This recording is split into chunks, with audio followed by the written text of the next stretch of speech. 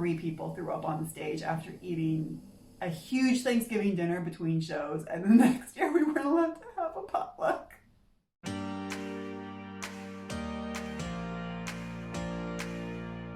Hey guys, welcome to my channel. Today I want to talk about stage fright and dealing with nerves for performances. That's something that I know is sort of an ongoing journey for everybody. Sometimes you're really nervous if it's something important like a competition or an opening night, especially when you're first starting out performing. And so I wanted to talk to you guys a little bit about how I deal with that and tips and tricks that have worked for me. Even now, after about 15 years as a professional performer, I still get them sometimes. Everyone gets nerves and stage frighty feelings sometimes. It's part of our life. It's part of your life if you're going to get on stage. But there are ways you can kind of deal with it and control it. Let me know if you have your own ways of dealing with it, because I'm always looking for ideas. So if you have anything that works for you, let me know in the comments. But first, a quick reminder to subscribe to my channel for all sorts of aerial videos, including tutorials and aerial choreography, and new videos every Wednesday and Saturday. The thing that has helped me most is just being on stage. And I know that that's really difficult, especially when you're starting out, and of course, especially at the moment when there's not a lot of theater or shows happening. But honestly, like anytime you can be on stage, you're gonna learn something, you're going to adjust little things about how you perform. It can be good to do your studio showcase, to do just little shows like a Zoom show, or maybe it's just a small show, just to get that experience, to see what works in a show. Because honestly, the things that work with an audience are going to surprise you sometimes. It's not going to be your top moves, your most difficult moves. I always get applause for the chandelier. I'll put a video of it here, where you push the hoop back behind you and do a back bend. And I learned that in literally about my 4th hoop class, which is really frustrating. And my next move is like a heel hang that I've had to work forever to get comfortable with, but people applaud the chandelier. And I'm like, thanks guys, you mean well, and I love it, but can you please applaud my heel hang? Please.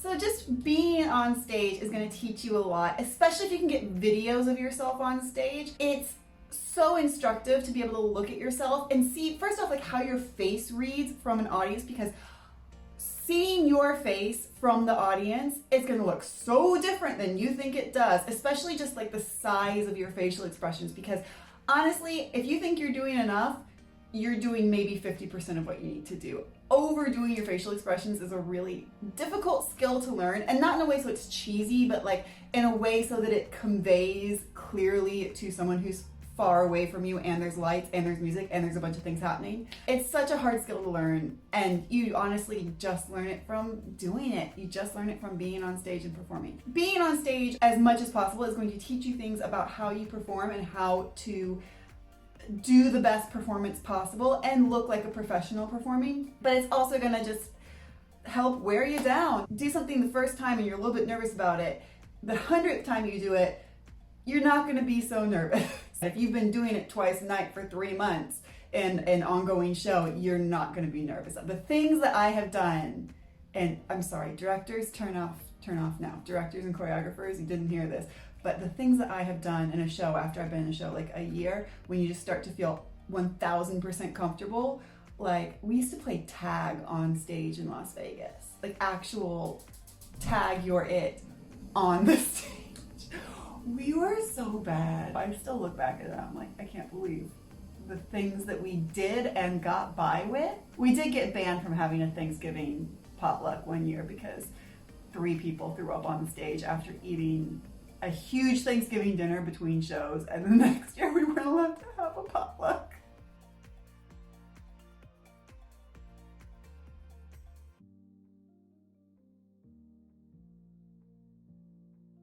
My next best trick, apart from just actually being on stage, is to film myself. Filming yourself is brutal. It is so painful. I know it is really, really, really awful to watch yourself on video the first 1,000 times you do it. I was gonna say 2 or 3, but no, it's still bad like the 900th time. You will get much more comfortable with it once you kind of have an idea of what you look like. And First off, that's going to massively improve your aerial, your dancing, your stage presence, just everything that you're doing. When you see it on a video, it is so clear, all the little things that you need to work on, that it's just gonna help you improve like a crazy, crazy huge amount really quickly. I now film every time I go in the air in every training. I don't know, was my foot sickled? Was my toe fully pointed? Was my wrist like this? Was I making a weird face? You just can't keep track of all those things when you're in the air. And if you have a video, you can watch and be like, I did do that. Filming yourself consistently and watching yourself consistently is going to kind of give you an emotional callus of, you know what you look like. You don't have to worry about what will this person think of what I look like, because you know what you look like, you know what you're presenting. And while that can be hard because you sometimes feel insecure about that, it's also really reassuring, because if you know that you are a certain level and this is what I look like on a video, here is the proof, you know that there's a quality to what you are offering. Like, no one can say, oh, you didn't do that trick well, because you have literally a video and you're like, no, I did do that well. As hard as it can be to watch yourself on a video, it does give you a really solid idea of where you are in your journey, and you can build a lot of self-confidence on that.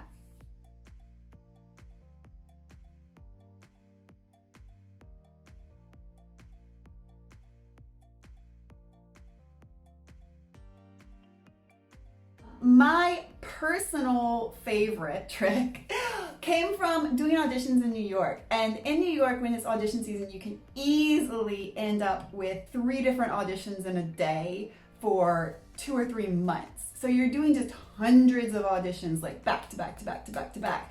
And you're getting cut from like 90% of them. You get so much rejection in an audition season in New York. It has nothing to do with how talented you are. It's the way the industry works. I used to get very, very nervous for auditions. And something that really helped me is I would stop before I went into the audition room, and now I also do it before I go on stage. And I think to myself, I've been training what I'm about to do, dancing, aerial, performing in general, whatever, for blank many years. And I have built that skill every day, the same way that you lift weights in the gym, and every time you lift a weight, it builds your muscle just a little bit. Every time I've trained, every time I have rehearsed, it's built my skill a little bit.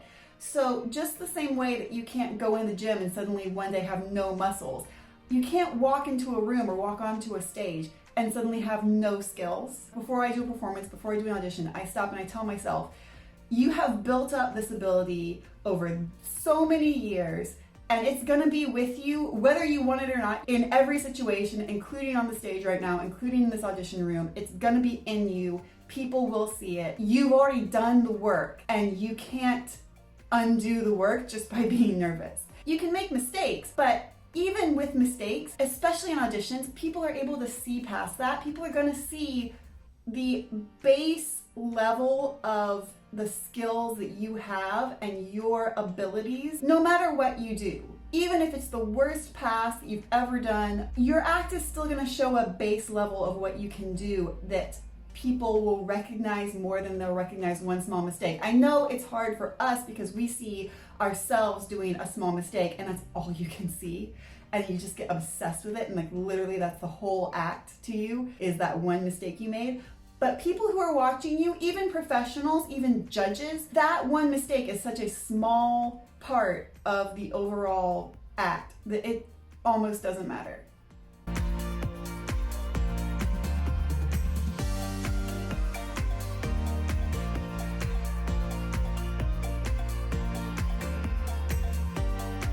This is also like a really quick and simple one. If I have a performance and say it's 6 o'clock, I know the performance will be done by 10. I'll just look at the clock and I'll be like, in 4 hours, no matter what happens, how good it goes, how bad it goes, 4 hours from now, it's over. I don't have to worry about it anymore. So I just gotta focus on getting through to 4 hours from now when I can go and have a glass of wine.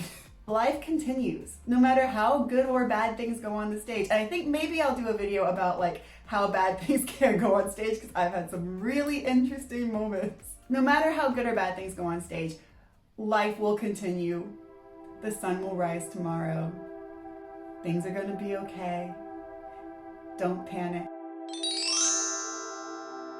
Having said this, I have had like massive panics. There have been times where I've had to force myself to step on the stage because I've been like, I desperately don't want to do this. I am so scared. But I will say, and this is another video potentially, this is just a catalog of like my potential next videos. Sorry guys, I keep having these ideas. When I have had those extreme fear reactions, they've not come from me. They have come from a person, a director, a choreographer, whoever who's behind the scenes, putting that pressure on me or just directly bullying me. I was actually having a discussion about this with a couple of friends the other day. I think almost all performers have had an experience where they've been just bullied in the performing world, and that is not cool, and we need to discuss that more. But when I've had those extreme fear reactions, it's always been coming from another person. So that's another thing you can do. You can stop and think, am I nervous about this performance, or am I nervous that if I don't do this exactly the way so-and-so wants, that they are going to yell at me? And a lot of times it's you're nervous about so-and-so, the person over there. They're just a person.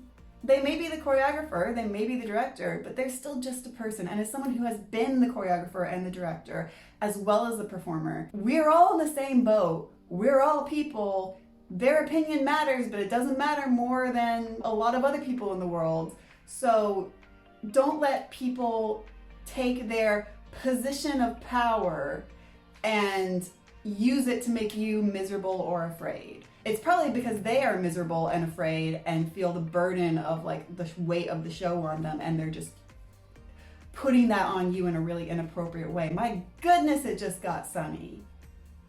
Wow, you guys, spring is here. Anyway, that's about all I have time for on this video today, but I hope those tricks will help you feel more confident when you're performing.